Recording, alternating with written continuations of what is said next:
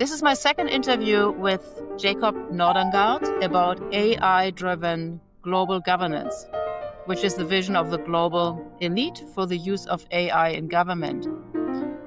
Jacob Nordangård is a Swedish researcher and author. He has a PhD in technology and social change from Linköping University in Sweden, and he has written several books, among them The Global Coup d'etat, The Fourth Industrial Revolution, and The Great Reset.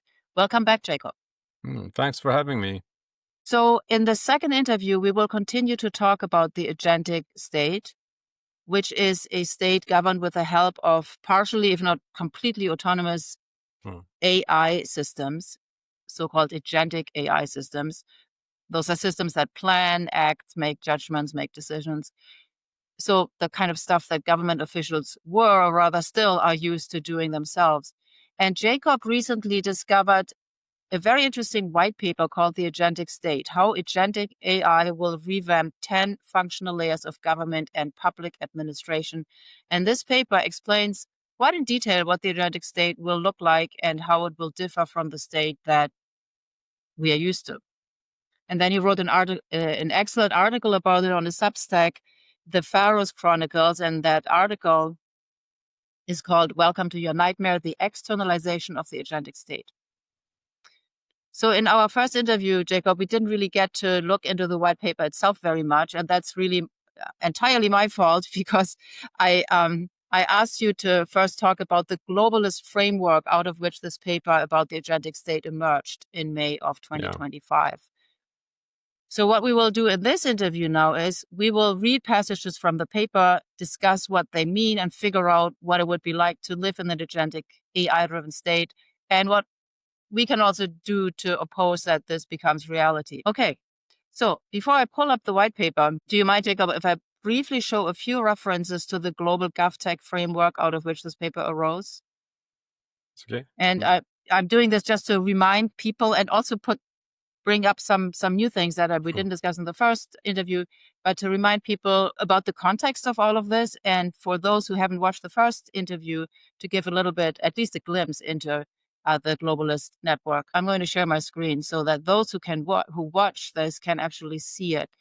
So 1 second. This one here is a document from the World Economic Forum from December 2024, and it's called Navigating the AI Frontier, a primer on the evolution and impact of AI agents. You can download it. You can download it and read it. I haven't read it yet, but I'm going to do so. Did you read this document, Jacob? I found it. I think we talk about the investments that were going to be made in this report. I think I find some figure in it. But I haven't read the whole document. Right. And I thought this was interesting because this is December 2024. This is like 5 months before they published the white paper. So clearly the World Economic Forum and all the other organizations like the United Nations, as this, what are they? The strategic partner of the World Economic Forum, the UN? Yes, since 2019 in June. Right. So World Economic Forum, United Nations, lots of other organizations are thinking about this AI frontier, what it means and how they can use it as a catalyst. I think that's what's really the core about all of how they can use this as a catalyst to propel forward their vision of a global government or global governance system. And then I want to have a look at this one here about the global GovTech board. And we talked about that briefly last time, the Global Government Technology Board, which was, here we go. You see this here. It was announced at the last Davos meeting in January 2025. Global GovTech Board debuts at WEF 2025, driving the future of digital governance. And in this, I pulled this up because there are some very frank and very interesting statements in here by the people who play an important role. Here, have a look at this. Mikhailo Fedorov, he's the Deputy Prime Minister for Innovation, Education, Science and Technology Development, Minister of Digital Transformation of Ukraine.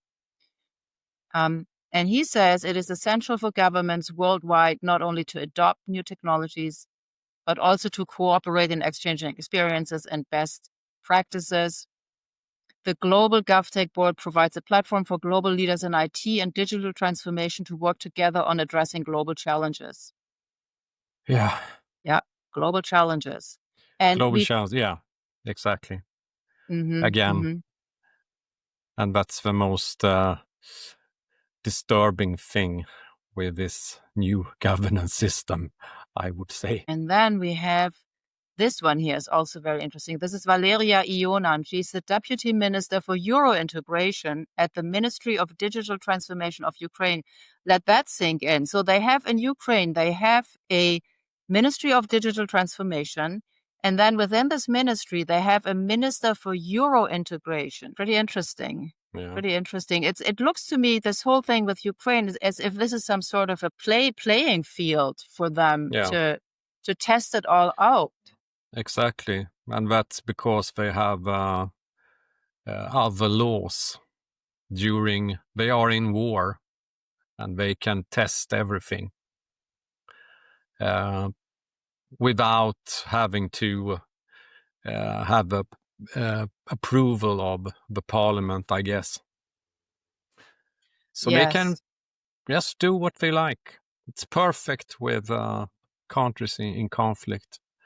And also you can see it on probably in Russia as well, that they can test these things during war. And Ukraine is really it's in a terrible situation. So it's been attacked by a very aggressive Russia that is trying to, at least recoup parts of its imperial empire that it used to have. And it wouldn't be able to fight this war without the assistance of the West, obviously. So it's faced with a very aggressive enemy that is trying to completely gobble up Ukraine. If it could, would love to do that, I'm sure. But it has to rely on the West, and the West, so the Americans and NATO, they have their own goals, they have their own objectives in mind. And they can't really, in Ukraine, they can't really say, no, we are happy to take your weapons so that we can defend ourselves against Russia. But no, we don't really want to go along with all this strange digitalization stuff that you have in mind. We would rather think about ourselves, how we want Ukraine to be, how to deal with AI and how to do this. They can't really do that. They are so dependent on the West. Yes, they are more or less ruled by the WEF, the big corporations. And I think they are, Ukraine is like Poland during, with a partition of Poland. It's the great powers just take what they want.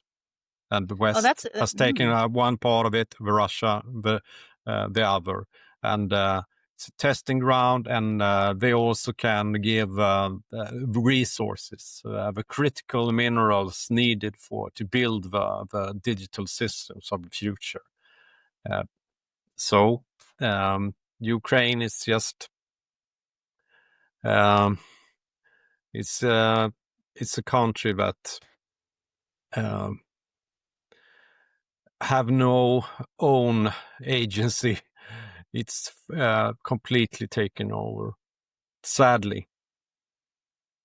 And what's interesting here is when you read this quote by Valeria, she says, "We believe technology has unparalleled power to transform how governments operate.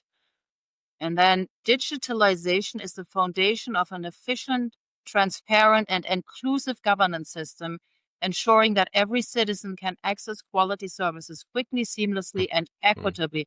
Now, when I look at these words, I would think, if I wouldn't know who had said that, I would think, oh, it's probably someone from the United States and maybe from a state like California, because you have these buzzwords. You have these inclusive and equitably. why would a Ukrainian talk like that? It doesn't sound at all like a Ukrainian person. It sounds like WEF young global leader. That's the language they have been trained in. And probably if we go into to a list with the young global leaders of Ukraine, we will find these people because they have been very, very involved in recruiting the young people and giving them positions of power later, and everything has to do with the digital transformation. Yes. And she might, Valeria Ionan, I should look that up. She might very well have been in the Global Leader and the Young Global Leader program. Yeah.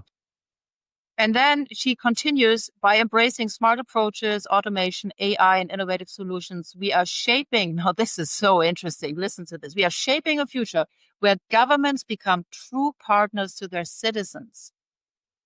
True partners to their citizens. In this vision, technology is not merely a tool, it is a pathway to freedom, opportunity, and progress. Ooh. What do you think about that? Yeah. Pretty incredible, right? Yeah. Wow. I mean, I was really blown away by this. The pathway to freedom, opportunity, and progress. So apparently that's not what we what countries have with the governments that they have right now. No opportunity, no freedom. Well, you can discuss how much freedom, but pathway to freedom, opportunity, and progress. Remarkable. And yeah, there she is, Deputy Minister for Euro Integration at the Ministry of Digital Transformation of Ukraine. And then there's a little bit down below.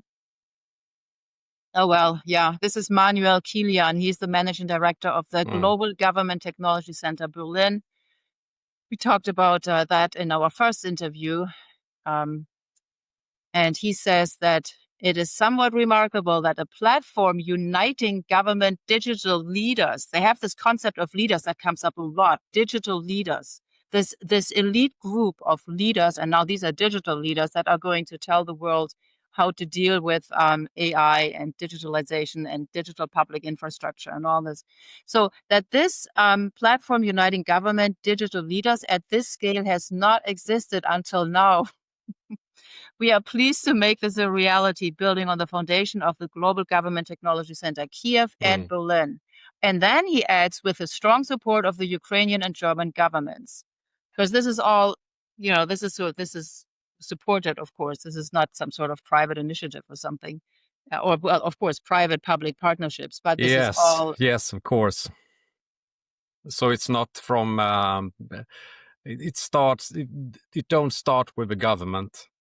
It starts with WEF and the corporations, and they have the partnerships with the governments.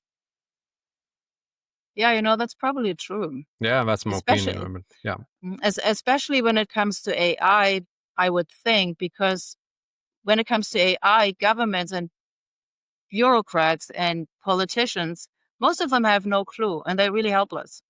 Yeah.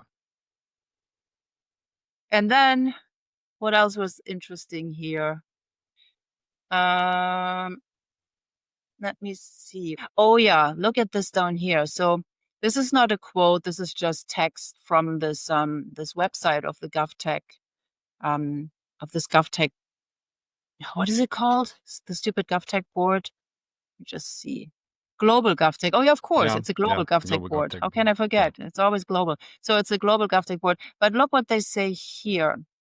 Another key objective is to strengthen technological sovereignty. Technological sovereignty. I did an interesting concept. Yes. I mean, I know really. About national sovereignty, but I hadn't heard about technological sovereignty. And then it continues by fostering coordinated initiatives and international partnerships. The board, so this global GovTech board, aims to empower governments to maintain greater control over their digital strategies, ensuring that technology serves the public interest and supports national priorities. This whole paragraph is so is so full of contradictions. I mean, if you want to strengthen technological sovereignty, you wouldn't look for international cooperation immediately, ensuring, would you? I don't think so. Yes, and it's the board. it's a WEF controlled board that's going to empower governments.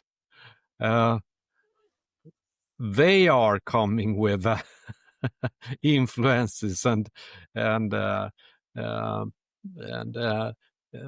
how government should work with this.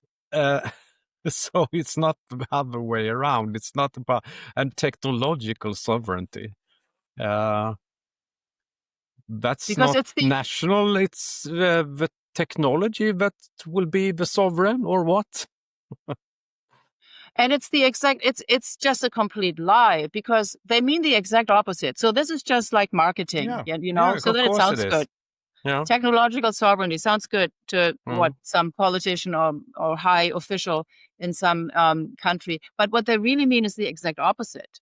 They are not. They want to wipe away the sovereignty and want to have a technological supremacy that is governed by all these international organizations. Yeah, and as when we use empower, that's a bad sign. It's always the opposite.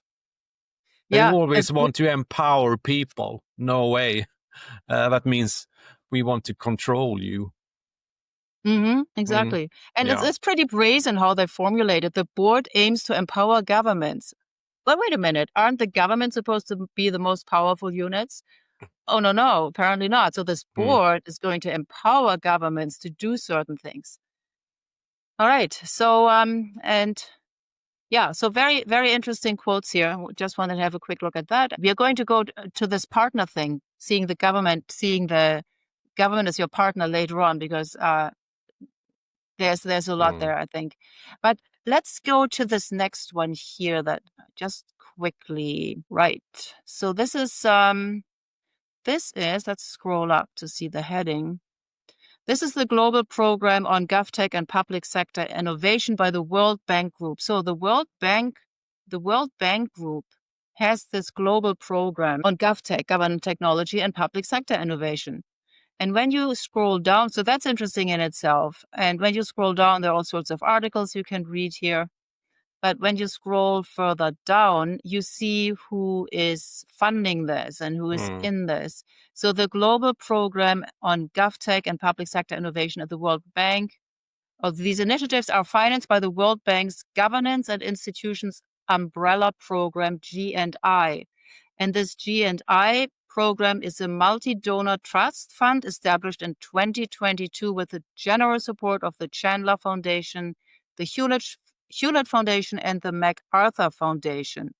And then it continues, since then, the UK government's Foreign, Commonwealth and Development Office, the European Union, the Ministry of Economy and Finance of the Republic of Korea, the Ministry of Foreign Affairs of Estonia, the Swiss State Secretariat for Economic Affairs, and the Federal Ministry of Finance of the Republic of Austria, and the Swedish International Development Cooperation Agency have also joined the program. Yes, of course. Sweden. Not surprised. Sweden is in there too. And when you go to, let me see, where was that? Yeah, look at this here. They have this AI working group that they launched. This is the World Bank. They launched it in October 2024, so 2 months before this Global Government Technology Center for Berlin and Kiev were founded. And this AI working group is interesting. They launched this thing, and let's see who is in it. The initiative, it aims to mobilize knowledge and experience from diverse stakeholders to support countries in adopting sound government technology practices. And it's co-chaired, blah, blah, blah. Let's just skip this. But who's in it? So it includes 35 governments, private sector organizations, academia, think tanks, and international organizations such as Amazon Web Services, the European Commission, IBM, the Bill and Melinda Gates Foundation, and OpenAI. Remarkable. But you know, Jacob, what I found particularly remarkable here is how they put Amazon Web Services, comma, the European Commission, comma, IBM, comma, the Bill and Melinda Gates, all just in one. I mean, there's the European Commission in there next to Amazon Web Services. Yes. What? That's how it works. I'm not at all surprised. I mean, I've been doing research about European Union in my PhD thesis. They are so in bed with these companies. They are run. It's the corporation that runs it. They decide the commission more or less, not the people. Yes. So we have a right. So we have a private business, huge private tech, Amazon Web Services in here, enormous corporation. Then we have a government, the EU Commission in there, government unit. Then we have IBM, private corporation. Then we have this nonprofit, Gates Foundation, and we have OpenAI. And It's like all these other things. The European Commission is just like, well, it's kind of like buried in all these other things. Who is going to dance to whose whistle here? I know, exactly. European Commission, they are just the people that are implementing these things that is decided in the think tanks that is run and funded by these corporations. It's always the same. And it's interesting also to see OpenAI in this. Yes, isn't it? OpenAI, exactly. Now, if I let's imagine, Jacob, you are invisible at one of these AI working group activities. They probably have Zoom meetings or, where they come together once a month or something like that. And what do you think? Who are going to be the experts here? Who are going to be the people who are going to have the ideas and make proposals? Is it the guys in the European Commission, or who is it going? Imagine how that will be like. You have someone from the European Commission. You have, very little about AI, and you go into this AI working group. What's going to happen? Yes, they will listen to the experts. They do it now, and they've done that for a long time. The commissioners, they are just implementing things. I know from studying lobbyism, it's they are more or less given the instructions. Here you have it, and this takes it to another level. And it has been this way for a long time. I've been studying these the Horizon programs of the European Union, European Commission. It's they are so in bed with these corporations, and the corporations they more or less decide what kind of people they want to work with, and the commissioners that comes into power are those who are most likely to follow the dictates from the WEF controlled organizations. What is that project that you're starting? What did you say? Project Horizon? Yes, Project Horizon. It's a lot to do with emerging technologies. So we had this Future and Emerging Technologies program in the European Union, and this I found out about this like 2009, 2010 during my PhD, and that was kind of revealing and kind of shocking at the time, because it was a lot of money that was funneled in a lot of projects that was about creating like a noosphere and kind of the prototypes for what we are seeing now with this GovTech. We discussed this in papers in like 2009, 2010, or earlier, 2007. I found something that talk about human-computer confluence and how these humans would be more integrated into the machine and how they could steer behavior and people and implement decisions instantly. So this has been discussed for a long time, and you could find it on internet. Very easy to download the reports and everything. It's just that nobody know about it at that time. So very few had an idea that this was going on. But a lot of our taxpayer money went into these programs. Yeah. And yeah, you're absolutely right that it has been going on for a long time, that the politicians are not, and they're not the experts. I mean, they don't really understand a lot about many things. And so they rely on so-called experts that have their own agendas, of course. I mean, these are not just like objective experts, obviously. It's just when I shudder when I think that they have these working groups and these government commission people are sitting there listening, and they're probably just like school children listening to someone from the Gates Foundation, OpenAI, of course, and they won't be able. I think it's very difficult for them to even come up with counter arguments or have their own thoughts and ideas. Anyway, I wanted to just quickly show this, and then now let's move to what actually is agentic state. What is agentic AI, first of all? Because that's not entirely clear. For me, that was pretty new expression. So I just read you and you can elaborate on this. But I looked it up, and the definition that I thought was pretty good is this one here. Agentic AI refers to a class of artificial intelligence systems designed to operate autonomously, making decisions and taking actions to achieve specific goals with minimal human oversight. Unlike traditional AI, which often reacts to inputs or follows rigid rules, agentic AI employs advanced reasoning, planning, and adaptability to handle complex, multi-step tasks in dynamic environments. Yes, it's a cybernetic system, and I must say I was quite new to this as well, with the term agentic AI. When I found this, it wasn't nothing that had been talked a lot about.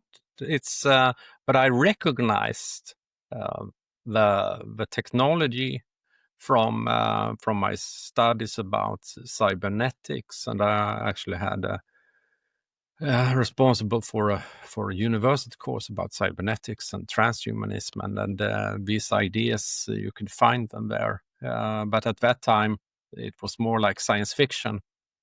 But now it's here, and I mean it's autonomous systems that can do everything, and no, you just give them the information, and they will just execute it instantly. Yeah, I don't think it's really fully fledged here yet, but it's emerging, and they're certainly working on it full time with full speed. Yes, maybe you can see this is one thing. Now we talk about how to make governments efficient, but you can see it in other areas where this has taken over completely with the AI systems. And I just recently saw the creation of music. And how they can do this instantly, and just feeding into some ideas and just execute it, and you will have it in a few seconds. So and if you go into the technologies that we have today, they are old. If you see to when they started to using them in the military. It's like 25 years ago, they probably had these systems starting to develop, and now they are rolling it out. So they are very, very, very well prepared at this time. And I think that's what we can see now with all the reports that you refer to, and you have these boards and everything. So they have decided years in advance that this is the time we will roll it out, and they just push the button, and they have this system that have helped them. They already have AI systems that help them to be do this very, very quickly. And I think it's important to explain the difference between generative AI and this new kind of agentic AI, because generative AI we are all pretty familiar with now over the last 3, 4, 5 years with the large language models, etc. So we ask to create content, and that can be very complex, sophisticated content. We're used to that, but this generative AI is very different from agentic AI, because agentic AI will go and you will tell the agent, the AI virtual assistant or what it is, to book me a flight, and you can tell exactly what kind of flight you want, etc. Plan an entire trip, just to give some examples, and adjust it based on real-time changes, automate workflows. So analyze data and then generate reports about it, and then implement how to optimize the system without giving you step-by-step guidance. And I don't think we people are working on that. They haven't reached it yet, but I think it's going to be probably not much time before we have real agentic agents, AI agents. So and it's like a feedback loop. So you can it makes a decision. You're setting the goal for it. It goes into the system, and the system can analyze the reactions of everything, and then they can come up with a new decision based on everything. So it just continuously making new decisions. And it's applied in all sorts of fields, but also robotics. Also robotics, business automation, and that raises all sorts of, and as we now know, government or governance, and it raises all sorts of concerns, of course, about accountability and ethical oversight of these agents.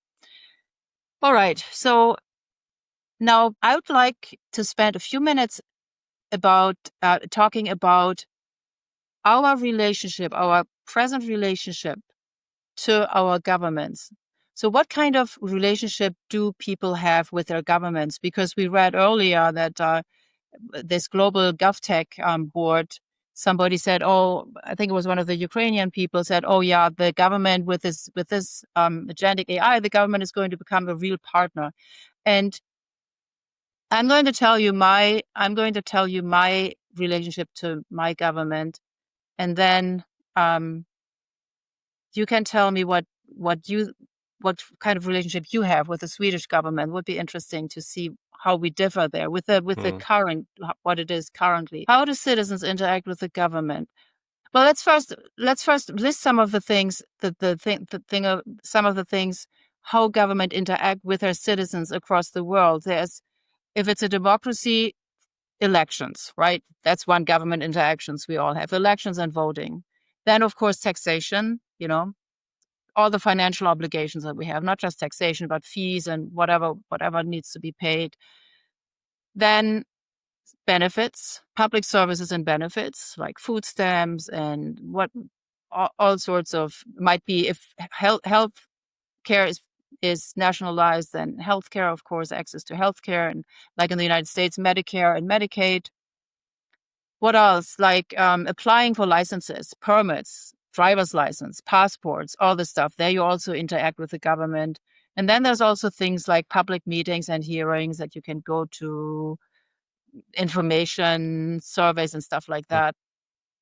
And last not least, it's surveillance. So street cameras, building cameras, traffic cameras, access to emails. So in the United States, the government has access to emails, text messages, telephone calls. With the Patriot Act in 2001, that all changed. And then censorship via third parties, usually large tech companies, especially during COVID. and also entrapment, government entrapment. So that's also how government interact with their citizens, not in a way that the citizens particularly like or approve of or want. So I would say for me, I really want to have as little to do with the government as possible, I would say. The less the better. The less I have to do with them, I would say the happier I am. I'm not seeking out any kind of, I mean, I have to finance them. I have to pay taxes. No choice to do that. I have no input on how that money is spent. And I disagree with a lot of the way the money is spent. I want to be left alone as far as possible. I do not trust them. I had some basic trust before COVID. After what happened during COVID, I lost my entire trust, even in basic stuff, even in basic institutions. I don't trust the government anymore to even have any interest in keeping me alive. I had that before. I thought, well, they're not going to kill us or harm us intentionally. I don't believe that anymore after COVID. So I've become very distrustful, much more distrustful of the government. I don't trust it at all, in fact, anymore. Not even on the local level, really, because our local town here is very corrupt. Our state, I live in the state of New York. It's a very corrupt state, and no trust in the federal level either. So that's my positive relationship to the government. So tell me about yours. I lost trust in government quite early, and well, they are good at some things. Of course, we have the roads and we have health care and schools, but I don't really like how it's run. And after investigating, first in the 90s, the late 90s, I made a master thesis about local politics and how about city, the planning of a city and buildings and building roads and so on. And during that work, I found so much corruption in the Swedish way. It's way more sophisticated than in other countries, I would say. A lot of people think that Sweden, there's no corruption, it's so perfect. But you have these in every city. You have this family, this kind of ruler. The real rulers of a city, and that's the ones that have the most money and power, and they have, and especially when it comes to construction companies and real estate, they have lots of power, and so I found how this worked in my hometown, Norrköping. And it was just and found out that nobody really listened to the people. The example I had was about it was a district with a lot of shops, and one of the main streets went through this, and it was the old city, and they decided that they had to. It was a lot of traffic, so they had to tear down a lot of the blocks, and this wasn't popular by those who lived and worked at this street, but powerful figures. That was the ones that would construct new houses at this street. They could decide. They set the agenda for this. And ordinary people, even though they were furious and said, everyone that lived on this street, they said no. And eventually even the city council was kind of, okay, maybe we should save some of the buildings. But then big guys came in and said, no, we have to do this. And they got their way. For me, it was just, what? This is not what I thought of it. I thought that I was raised in Sweden, and we are so democratic, and we have all these council that we can go to and be a part of a decision-making process. But it's just, okay, you can go and say what you want, but it's not like they will take an impression of that. They just put it down in a document, and okay, we have listened to the people. Now we continue with the plans that we had. So I went from that, and then I studied Swedish national policies about biofuels agenda, and also finding a lot of these lobby groups involved all the time, and then I went into European Union, and that was the same thing. So I haven't really had any real trust in government. I of course have to have something to do with them, especially concerning paying taxes. I also have my own business. I have my own publishing house.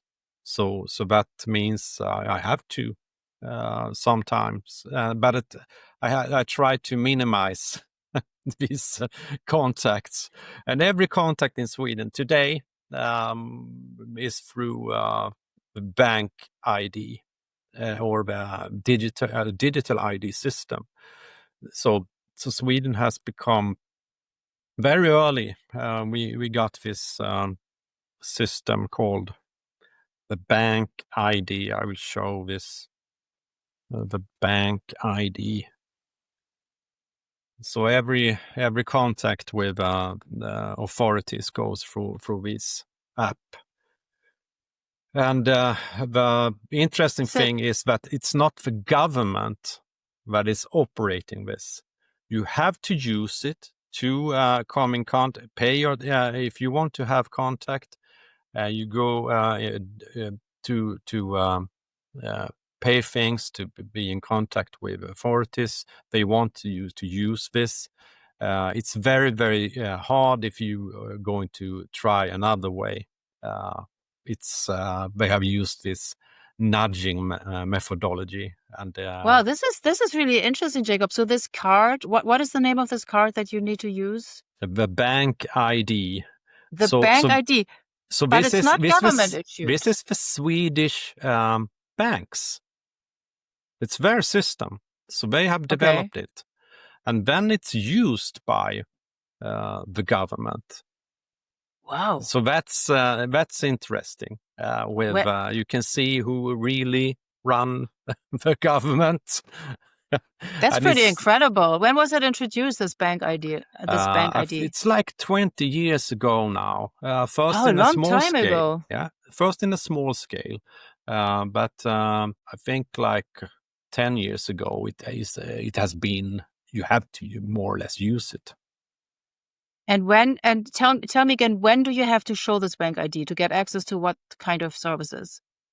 Well, if you, I mean, it's for banking, of course. Mm-hmm. That's one thing, but also the tax authorities, and also if you are in contact with hospitals, and you can. So they have these systems that you can use this. Not to, I mean, it's very, very hard today to just pick up the phone and call someone. It just goes through these digital systems, and you, for the most part, have to use this bank ID to identify yourself. So it's built in the system, and they still have, if you are very, very suspicious against this, you still have a back door, but it's very hard to get through that, and so they make it difficult for you if you want to go the ordinary way. Okay. So, Jacob, it sounds like you don't really consider your government as a partner either. And no, the and the they idea are a partner to big business, and in Sweden it's in Sweden we have one family that's very, very influential. More so than many other countries, and it's the Wallenberg family. You know the Wallenbergs? You have yes, I heard do, them? and Raoul Wallenberg. Yeah, I know him, a and lot of people know about Raoul well, Wallenberg. because he rescued so many Jews in the Second World War. Yes, but he was just a cousin or something to the real Wallenbergs, that are those who run Swedish industry. We have a big industrialist in Sweden. So the big Swedish Scania, Ericsson, all of these big companies, and they're owned by the Saab. What is the Saab? Aircraft manufacturing. Oh, I see. Okay, That's the Gripen. Okay. Yeah, just sold to Thailand, and I think Brazil and Colombia and a lot of the countries now buy this. They are big in defense industry, and they own like 40% of the Swedish stock exchange. That's huge, and they had the Bilderberg meeting. It was in Stockholm last time, and the Wallenberg families were the hosts. And they more or less control the politicians. So it's the politicians and the government, they serve their interests, not our interests.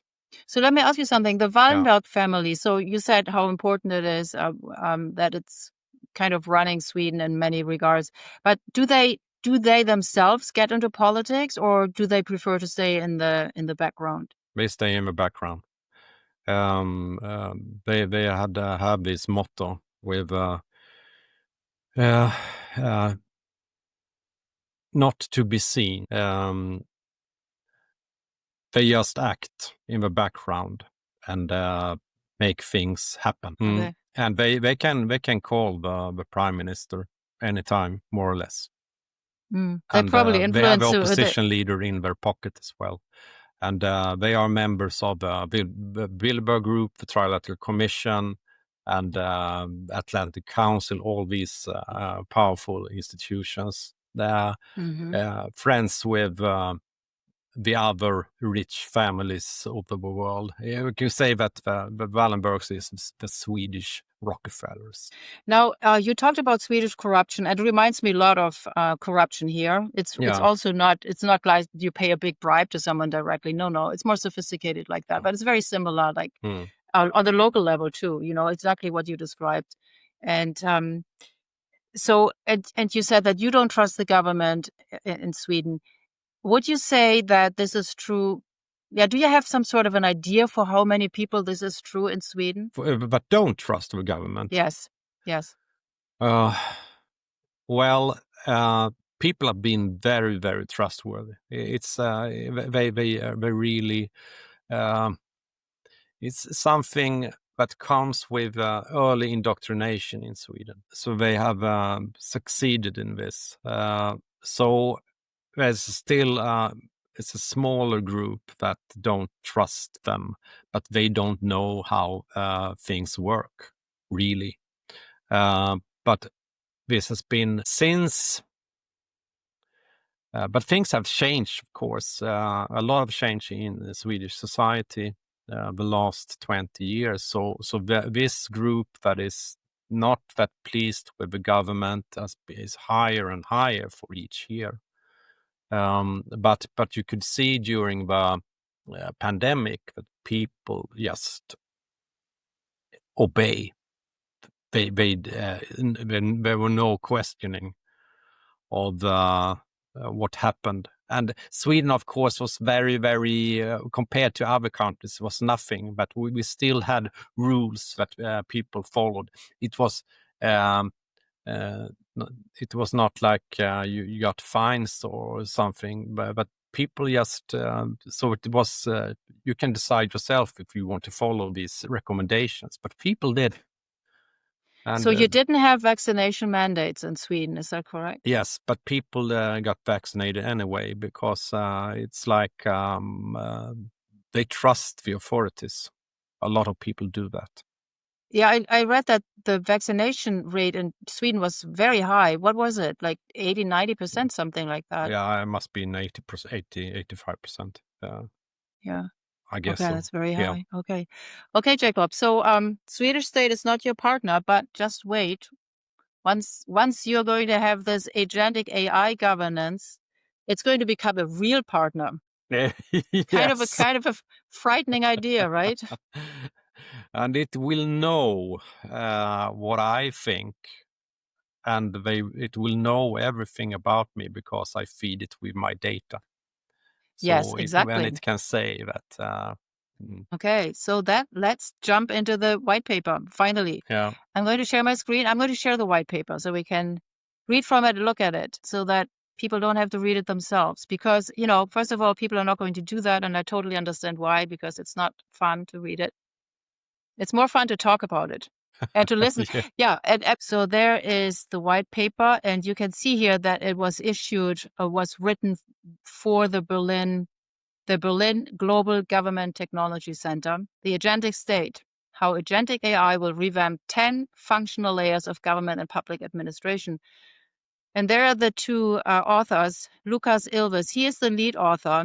And then they have a couple of contributors. Now, this Luukas, he is not a lightweight. He is actually a really interesting guy. Talk a little bit about Luukas. And actually, while you do that, I'm going to pull up his LinkedIn so that people can look at that if they watch this. Yeah, who is Luukas Ilves? Yes, he's working with the Estonian government, and he comes from Stanford University, and now he's the Chief Information Officer of the government of Estonia. And also, what I found interesting with him is that he is the founder of the Tech Green Pledge, a network of tech companies committed to combating climate change. And I think that says something about him and how committed he is to this, and what they are about to use this GovTech for, to give us this great service. Yeah, and also advisor to Ukraine, of course. Yes, so I mean he's a heavyweight, very, very, and always when someone comes from Stanford, you have to look out. A lot of crazy things comes from that university. Yes, so he has a lot of experience working with digitization. He has done it in Estonia, and he has been in very high positions. He still is, as we just saw. So he is the one who is really the author of this paper. Okay, so let's go back to the paper itself. All right, there he is, lead author. And then we have a couple of contributors that are also not lightweights. Manuel Kilian, for example, he's the managing director of the Global Government Technology Center in Berlin. Let's go to the executive summary and have a quick look at that, because they say, we are going to revamp these 10 administrative layers, and they are listing the layers in here. So it gives a nice little overview of what they are planning to do. And I think we have service delivery. What I thought was interesting here is that they have the layer, then they say what agents do in this layer with this revamp, with this agentic state, and what changes for the citizen, or in general, citizen and bureaucrats, etc., and what changes for the for service delivery, so benefits like healthcare and food stamps and stuff like that. It says it becomes hyper personal. They become hyper personal, inclusive services at near zero marginal cost. Hyper-personal. What does that mean? That means that everything is transparent. They will know everything about you probably, and so they can tailor the service directly to you. Yes, They know you. hyper-personal means that they know a lot about you. They have way more data about you than they have now. And you talked in our last interview about this virtual twin. Yeah, exactly. So they have a virtual where twin. they can build a virtual twin with the data they have on you, and just test scenarios and whatever to see how you react. It's crazy stuff. Real crazy. It sure is. And then the next one, so that's the back office. And I would say that in the back office, AI could really be helpful. Make things more efficient, make things more, just run better in general, make it faster, because things are, at least here, overly bureaucratic. Things take forever. It's not People like make mistakes. we like our bureaucracy. It's yeah. It can be. It's very annoying. And what will change is, now look at this, bureaucracy melts away. Cycle times and admin speed collapse with full auditability. So the bureaucracy will melt away. Really? I mean, so does that mean they're going to, what's the future of a bureaucrat then? Are they going to get fired? All of them? Most of them? Yeah, they don't have any use for them anymore. But that's a thing with, we know that we have a lot of people employed just to have a position for them somewhere. And it has been, in Sweden and other Western countries, this has grown a lot since the 70s with this bureaucratic institution. So, I don't know how I will do with these people. But was it Yuval Harari? He said, maybe we can, we will give them computer games and drugs. That will do the trick. Right. Yeah, that's right. Until we drug them out of existence. Yeah, just a little overdose. So let's quickly go through the other layers. The data layer is interesting because it says here what agents do. What agents will do is they will stitch public and private data with, they will stitch it together with fine-grained consent control. That's an interesting language, isn't it? I think they are very good at marketing their stuff. To marketing this toxic stew that they're preparing here. They have certainly thought very carefully about how to express this, what language to use to make it palatable to people. Yeah. And then what changes, they say, this is so, it's so preposterous. So they're just telling us they're going to stitch public and private data together seamlessly. And then they say, well, what changes? Privacy safe insight everywhere. Oh, yeah. I bet. Privacy safe inside everywhere. They will know everything about it, but do not worry about privacy. Yeah. Pretty outrageous. And then they will control your identity all the time. Then we go crisis response, and that we'll discuss. Spot weak signals, simulate scenarios, launch machine speed actions. And what changes for people is that lives and assets are better secured. Your life is safer, and there will be AI-enabled national resilience. Yes. National resilience. Yeah. Okay, and then compliance, we'll talk about that, so I won't go much into it. Policy making is also an interesting one because, it's going to change policy making. They talk here about what will change stress. They're going to have what the agents do, stress testing, retuning. This one is absolutely scandalous. I mean, when you think about the implications of this, retune rules continuously.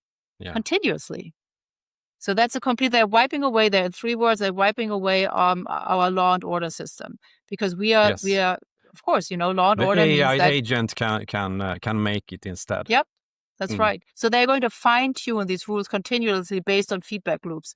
And then what changes for the citizen, if you can call that creature still a citizen? I don't think you can. It says living laws.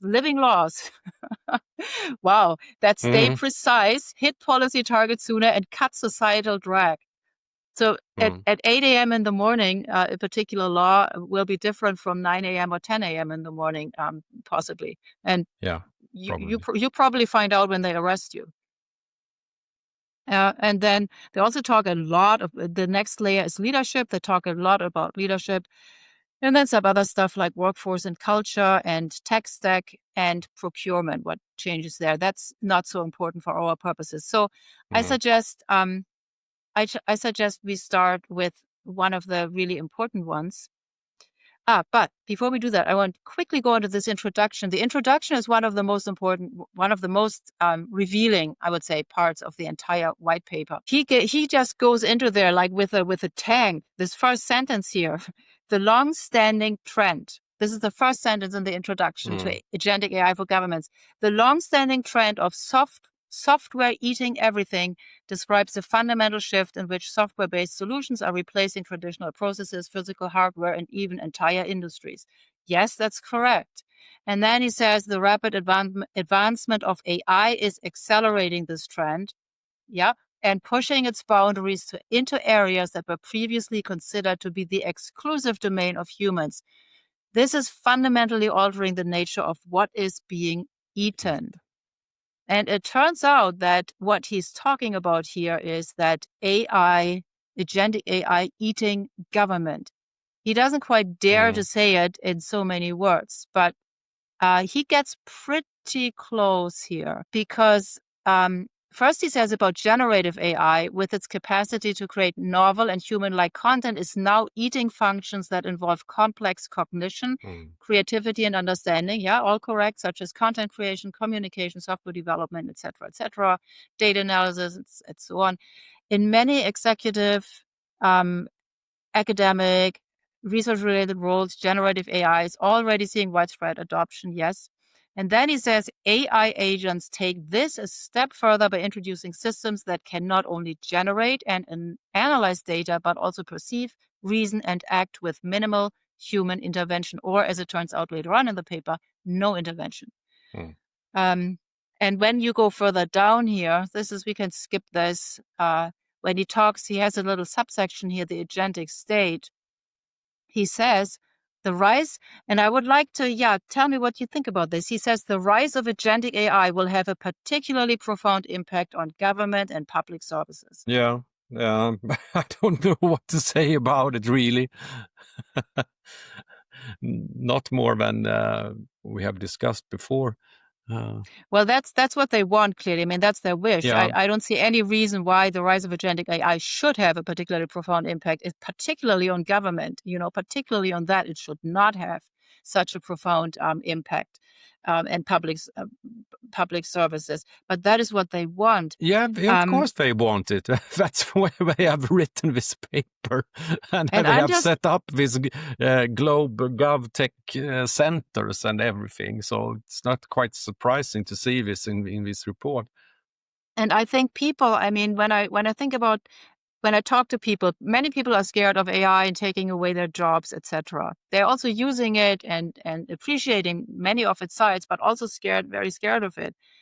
I haven't really talked to anyone who told me that they are afraid of the government using AI to fundamentally change how we are being governed. I haven't come across that. I don't think that is a danger that people see yet. They are not aware of it. They have no idea about these things because no one has told them, and they could probably use an AI to get the information about it. They don't know about even asking the question, so that's why. That's right. That's why it's so great you wrote this article.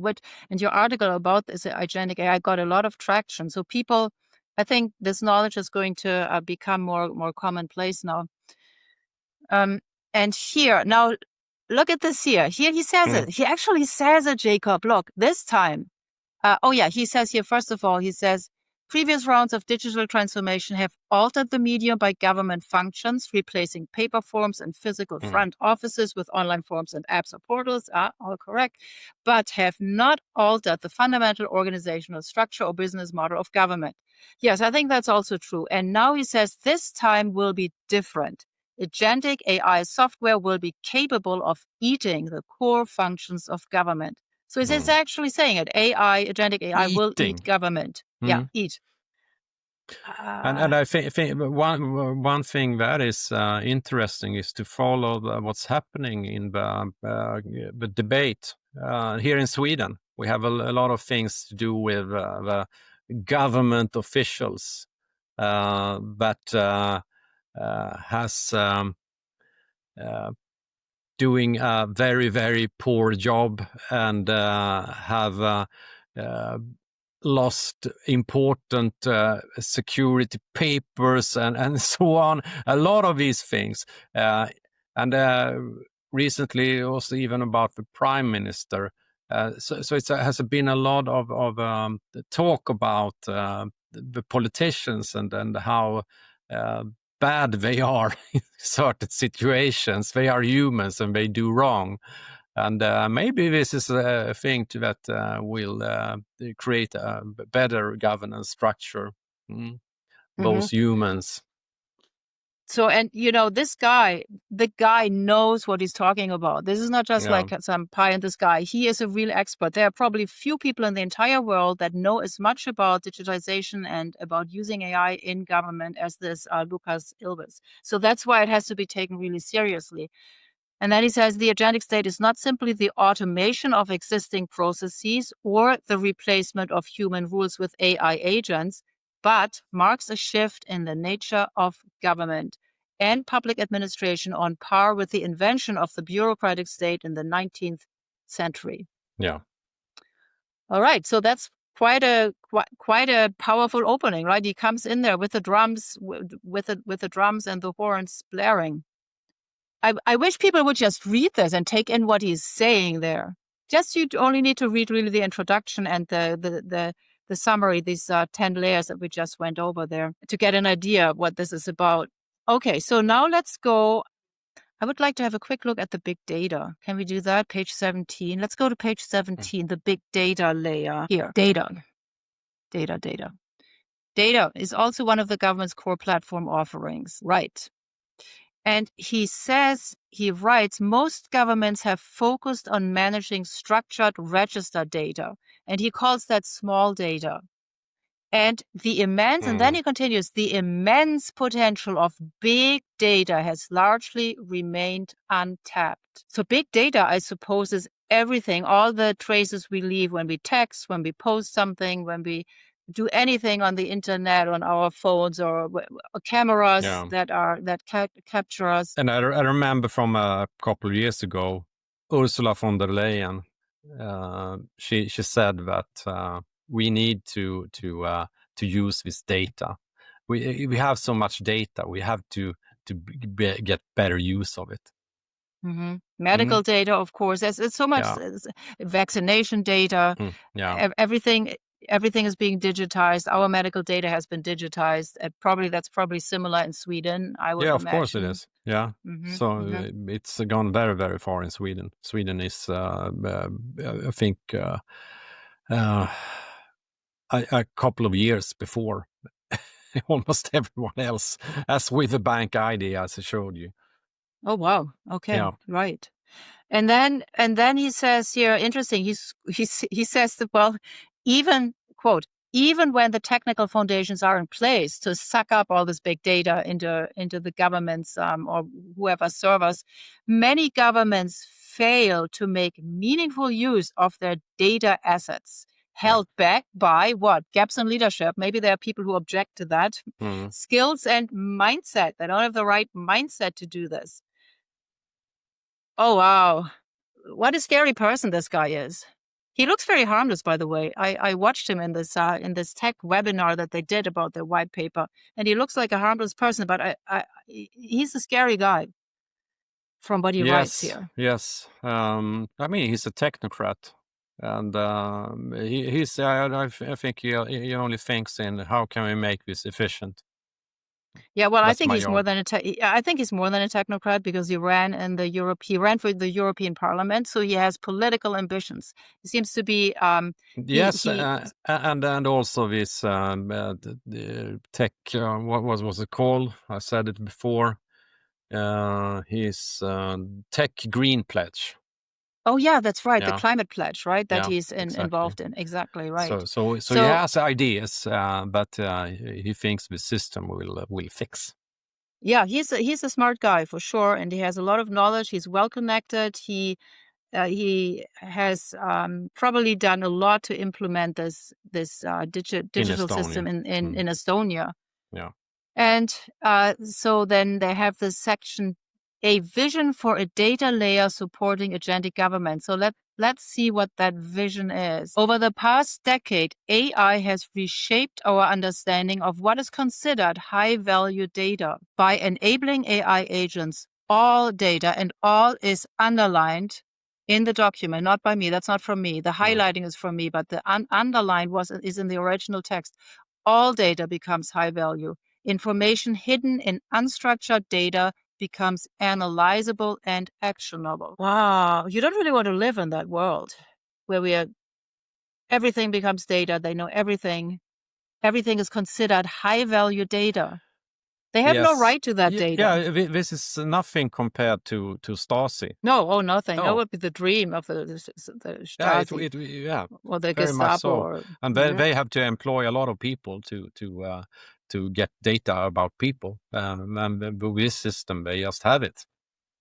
So it's scary. And then he talks about an ecosystem level data fabric. Oh, wow. How they put this language, ecosystem level data fabric. This allows AI agents to integrate public data with consented private sector data. I think we'll have a lot of consenting to do if this ever becomes reality with consented private. What if you don't consent? What happens then? Yeah, it's the same thing with when we are using the internet, and we always get this with these boxes that you have to click in about. I know, read. Yeah. Read it. Nobody reads it. Of course, you can't read it. You don't have time, Yeah, and even if you it's would a lot read of it, you these wouldn't things, but understand it's it. just, oh, I don't care. Okay, I just click and say yes and whatever, because I want to watch this content. Yeah. When he says there, oh, we are not, it's not really clear what happens if you don't consent. I don't go into that at all. And that reminded me that at the very top, they talk about what they do not talk about in this paper. Where was this? It was somewhere at the very top. And it's very interesting, actually, because they leave out all the really, let's say, like the ethical foundation of the stuff. They completely leave it all out. Let me just find this quickly. Here, he talks about the limitation, assumptions, caveats, and limitations.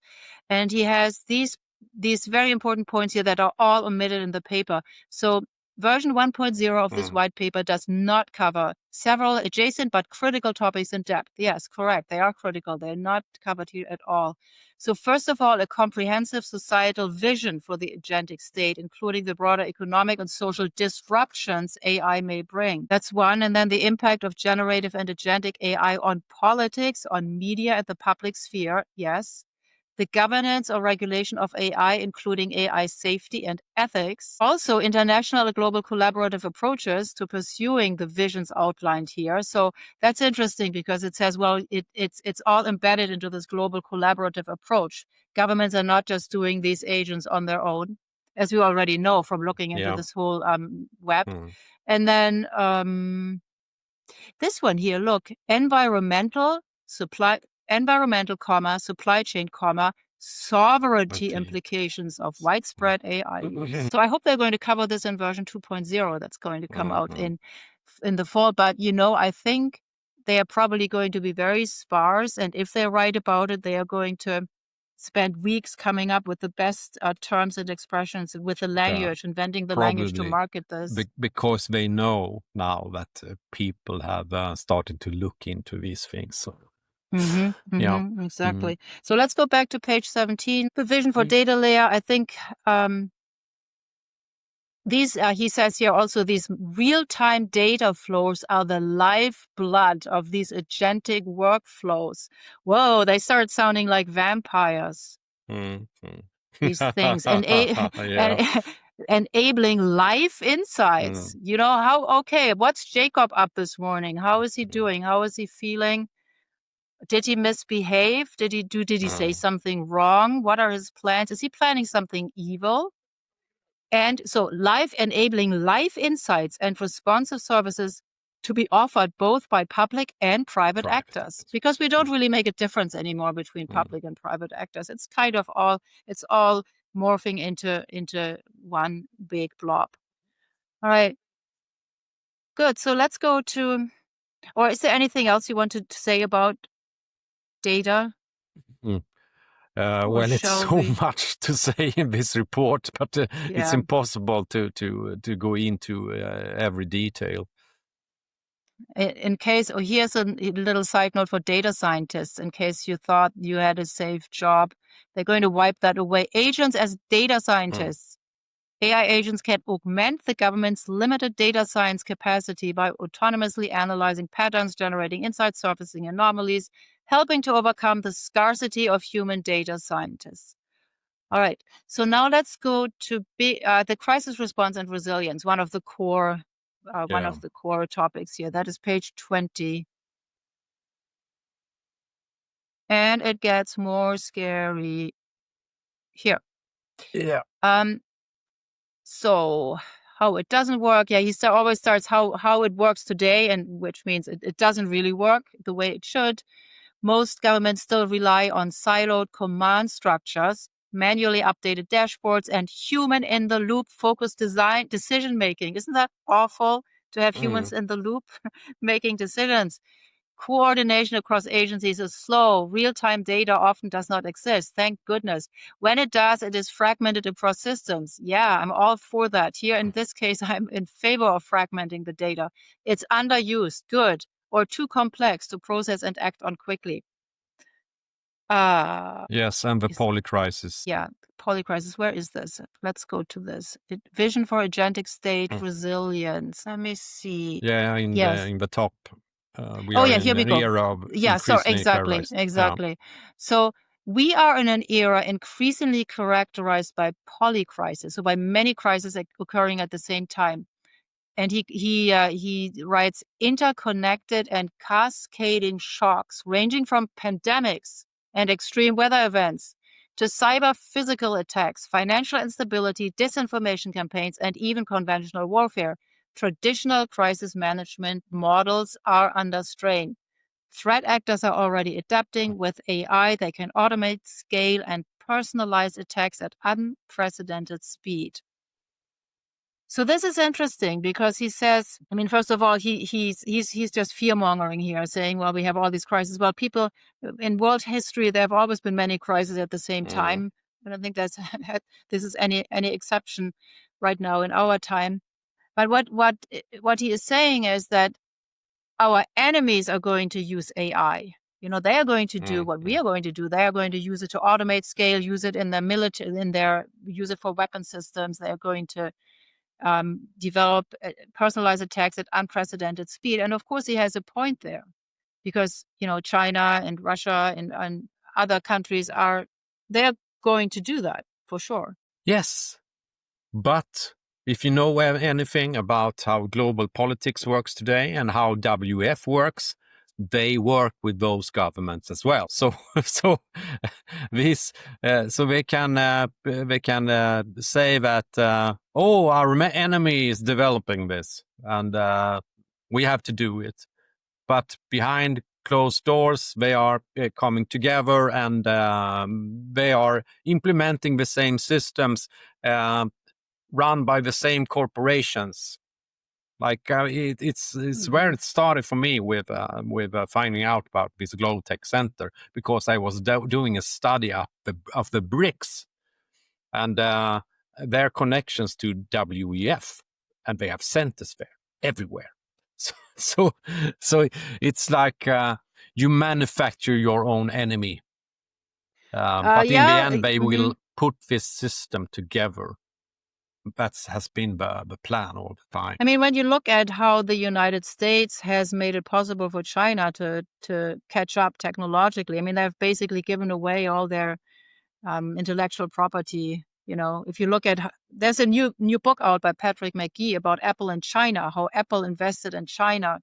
And, you know, of course, that means if you invest in China, you share all your knowledge with the Chinese communist government. So they have all this knowledge that they have to build these things that was given to them by West and Western countries. David Rockefeller, Henry Kissinger, Zbigniew Brzezinski, Trilateral Commission. It was their plan. They did it. I cover this in my Rockefeller book about how, and also how Bank of China opened an account in Chase Manhattan Bank. David Rockefeller, he was responsible for China's account. He also was responsible for United Nations account. So these people know what they are doing. And they have been working very close with this. And as we can see with David Rockefeller, he said in the 70s, I think it was in New York Times, about the great Chinese experiment that has been successful. He had been to China and seen for himself the great wonders that has been created by Chairman Mao. So unbelievable. I mean, this is terrible, right? This is absolutely it is. I mean, the man, probably the greatest mass murderer in human history, Mao Zedong. Wow. Yeah. So when you look at these polycrises here that he's listing, interconnected and cascading shocks. So he says what is it? It's pandemics. Okay, we just had a pandemic, a made pandemic that was made by them. Extreme weather events. Well, this whole climate fear mongering is also just kind of made up. It's not based on actual scientific data. It's very cherry picked. So that's also a fabricated crisis. Then we have financial instability. That's also fabricated by the crazy stuff that's going on in the financial system. The disinformation is fabricated. It's all fabricated. All these crises are fabricated, which of course is to gain more control over people, because people are willing to give up rights when they feel threatened. So we have this vision for agentic state resilience. And it says here, he writes, agentic government means equipping the state with intelligent systems that can anticipate, respond, and adapt across the entire crisis life cycle. So tell me about this. What are their plans for these agentic government agents? Well, I think we have to look into what has happened at the United Nations and the Pact for the Future. Because in that document, you find a lot of things concerning this new governance response. And that's what they had a proposal about an emergency platform that would be used in times of crisis to respond swiftly. So it fits into this. And all the fear-mongering that we have seen from the United Nations for decades now. When was the Pact for the Future? Which year was that? 2024. It was 1 year ago in September. They signed it the September the 22nd. So just before, 2 months before Donald Trump was elected. So it was, I see that this was very, very, that was the idea, to have it ready. And then the age of chaos would begin for real. And go ahead. Yeah. So I've written about this also with Donald Trump as the great disruptor. With everything else has to do with disinformation, for example, has been very connected to these campaigns that has been, and we have a QAnon phenomena, for example, that hailed Donald Trump as the president that would take care of everything, and also with Donald Trump getting out of the programs of United Nations like WHO and so on. So that's what I have been speculating about, is that this is intentionally to do these things so that we will have this fragmented, angry world, and but they have prepared the solution, and that is the Pact for the Future. It's signed, it's ready, it's just to implement at a later stage. And to deal with all these crises. Mm-hmm. Yeah.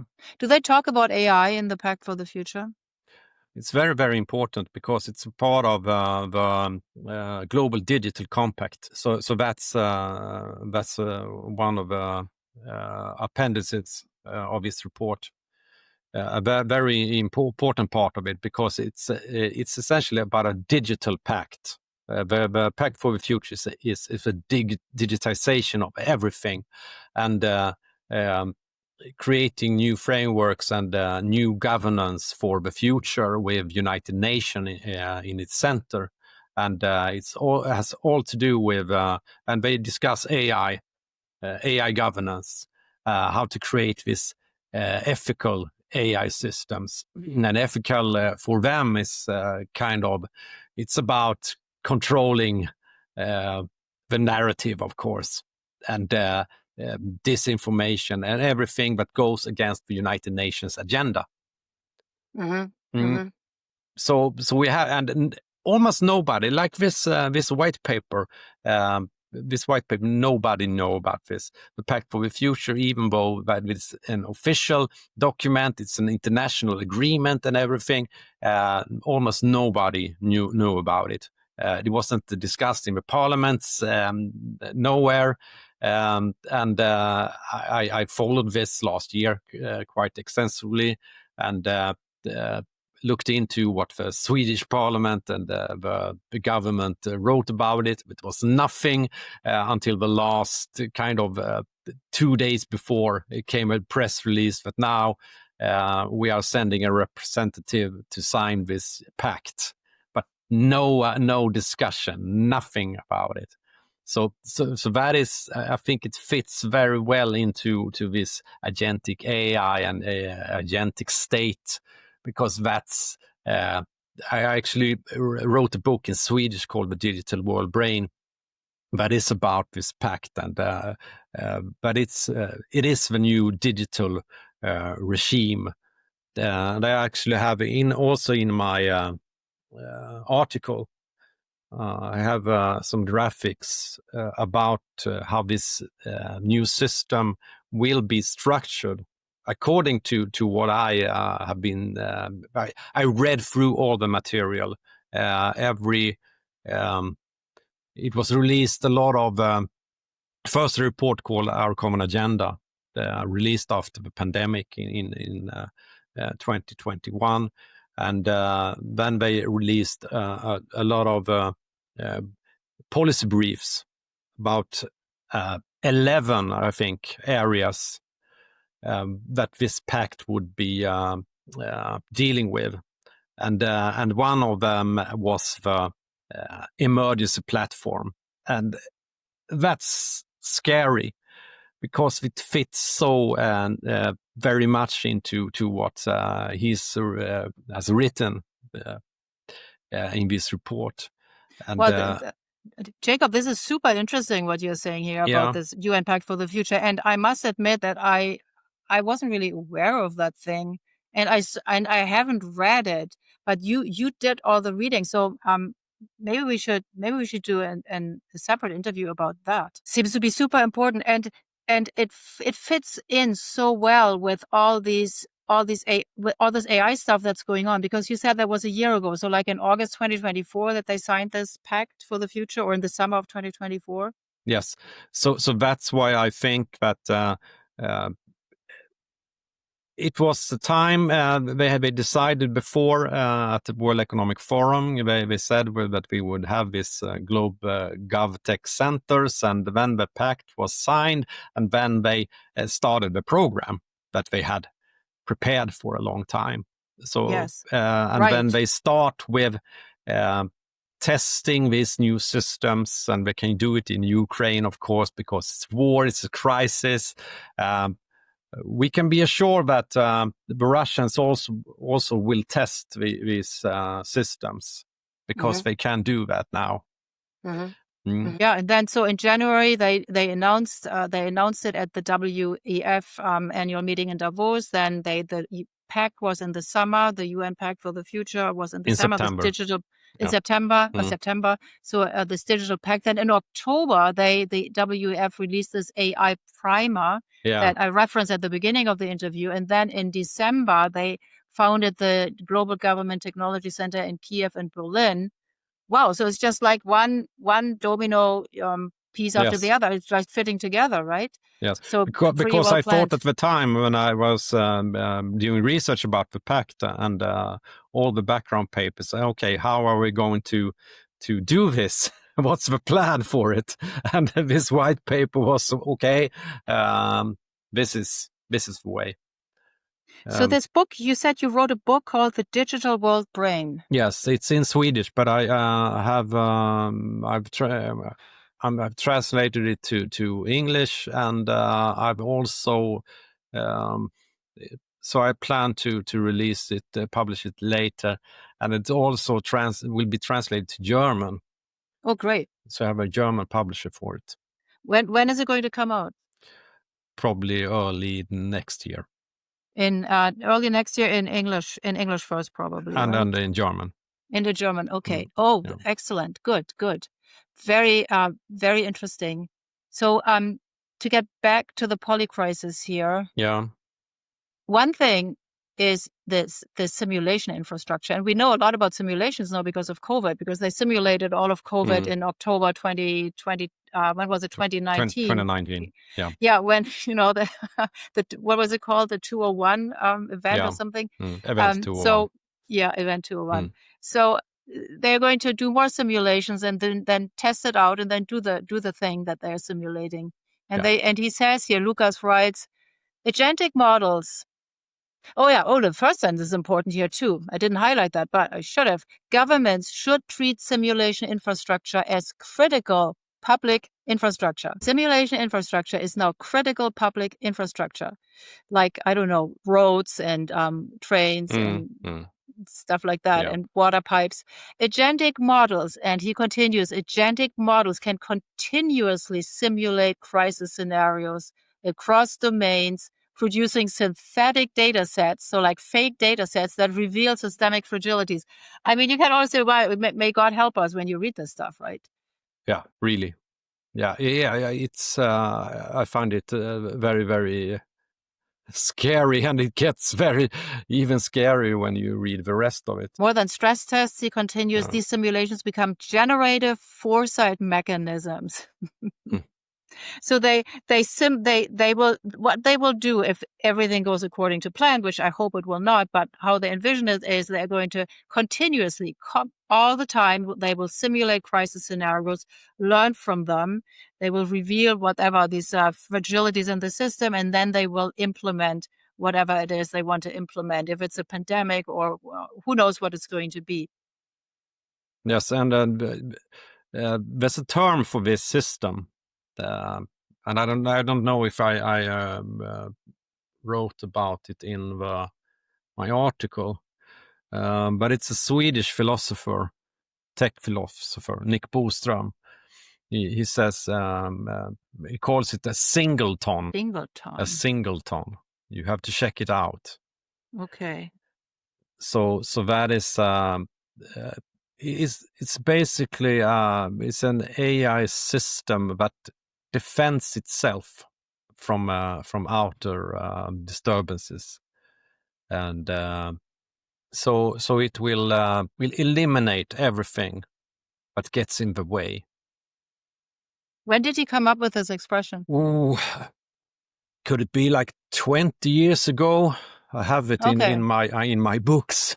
Okay, so Yeah. relatively recently. So so the singleton is so it's not a simpleton; it's a singleton.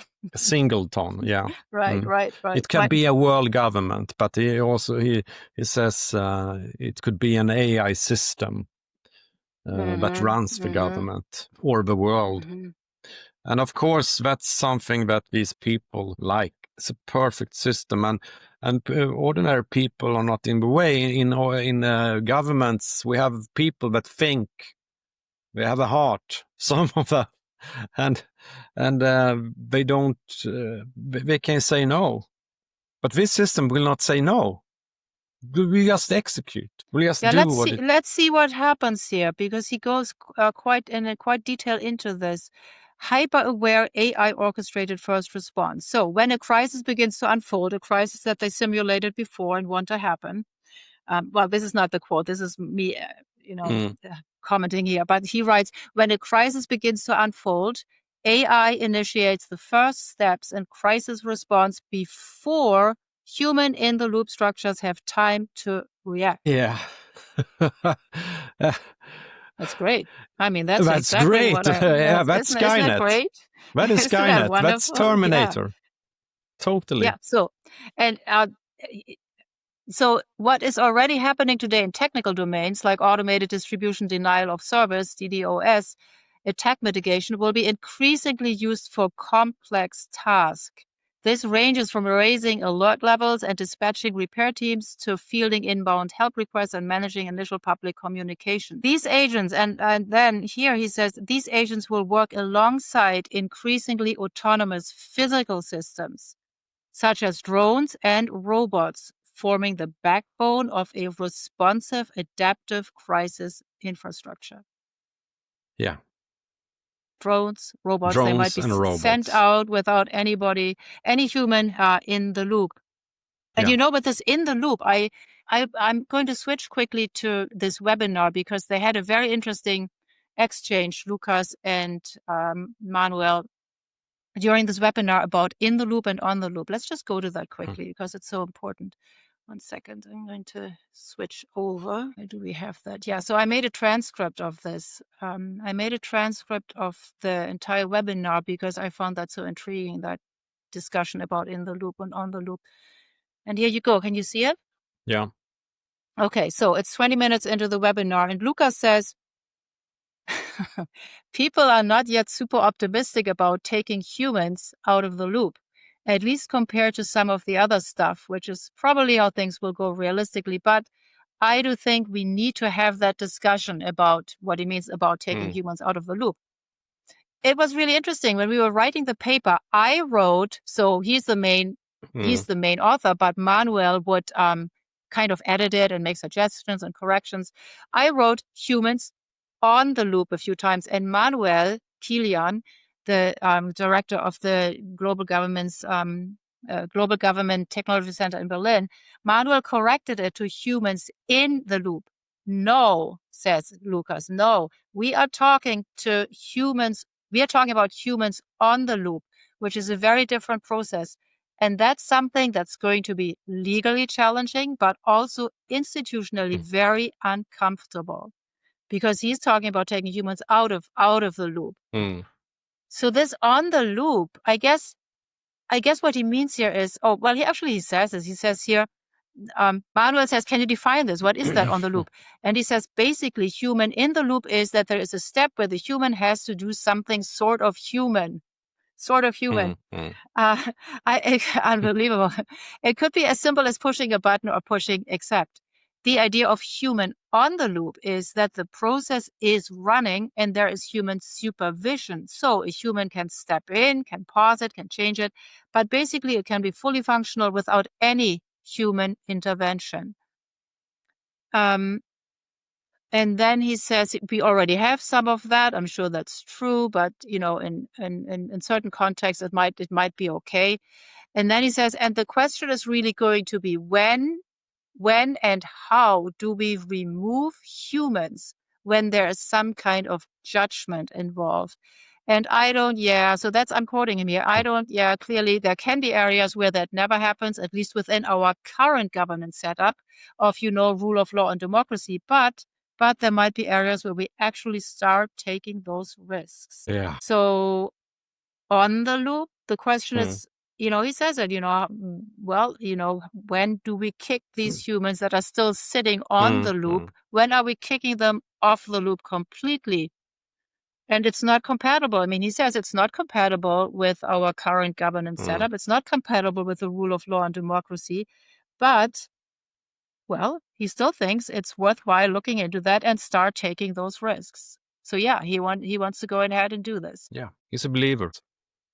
They are like the mad scientists. They have this idea and they just want to test it.